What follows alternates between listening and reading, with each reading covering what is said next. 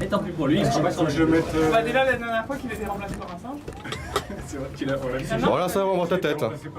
On voit ta tête. Comme il n'était pas là pour ta chronique, on a mis un singe quand même. Ok, c'est bon. Hop. C'est la fille qui, c'est la fille qui. Je bien. On commence quand? Je te dis bonjour quand même. Quand tu veux. Quand tu veux. C'est moi qui commence, c'est quand tu veux. Nickel. T'entends la musique là, c'est tout bon? Ouais. Ok, bah j'envoie. Ah, on n'a pas pris de photo. Pardon.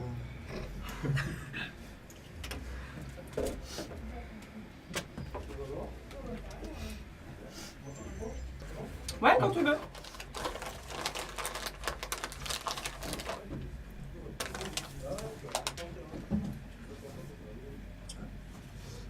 C'est toujours le même rituel.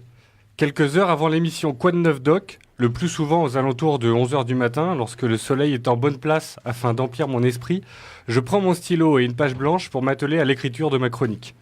Ainsi, je regarde le sujet du jour, où j'en invente un, puis je griffonne frénétiquement quelques minutes afin de remplir cette page blanche. Aujourd'hui, il s'agissait de traiter de la vulgarisation scientifique et comme souvent, pour trouver de l'inspiration, je ferme les yeux 30 secondes, j'inspire profondément et l'idée arrive. Cependant, si depuis 3 ans, lorsque je ferme les yeux, c'est le plan de ma thèse qui surgit à mon esprit, je dois t'avouer avec beaucoup d'émotion que depuis quelques semaines, lorsque je m'adonne à cet exercice, c'est à ma fille qui va naître dans quelques jours que je pense. Vous imaginez bien qu'il n'en a pas été autrement lorsque j'ai fermé les yeux aujourd'hui aux alentours de 11h. Dès lors, la scène qui a rempli mon esprit m'a projeté quelques années en avant lorsque ma fille sera en âge de parler et qu'un soir, au retour de l'école, elle me dira « Papa, la maîtresse nous a demandé quel métier faisait notre maman et notre papa. Alors moi j'ai dit que maman était maîtresse, comme elle, et que toi tu étais un maître pour les grands, à l'université. Mais toi en fait, qu'est-ce que tu leur apprends aux grands ?» Alors dans cette situation, face à ma fille de 4 ou 5 ans, que ferais-je? Que dirais-je? Il faudra bien que je trouve les mots. Et qu'est-ce que je vais dire? Est-ce que je vais m'asseoir sur le canapé, en face d'elle, et lui dire « Bon, concentre-toi ma puce, je vais t'expliquer ce que fait papa à l'université en 3 minutes. T'es prête ?»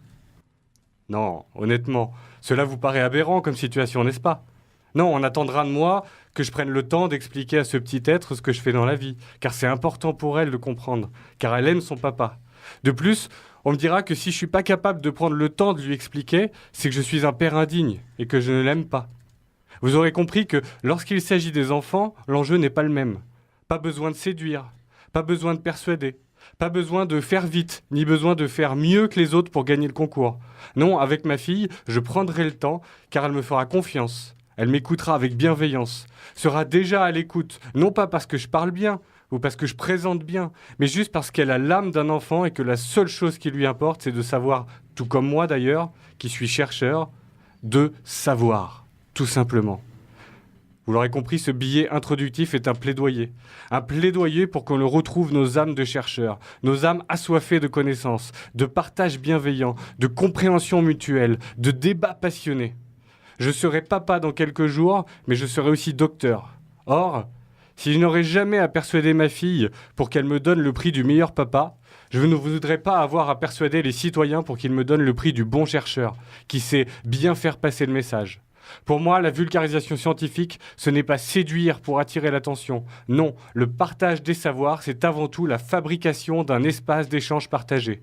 Pour moi, être scientifique, ce n'est pas faire un show de 3 minutes face à un jury avec un micro à la main, c'est s'asseoir sur le canapé du monde, avec la société civile, et prendre le temps d'expliquer les choses avec beaucoup d'amour, comme on le ferait avec nos enfants.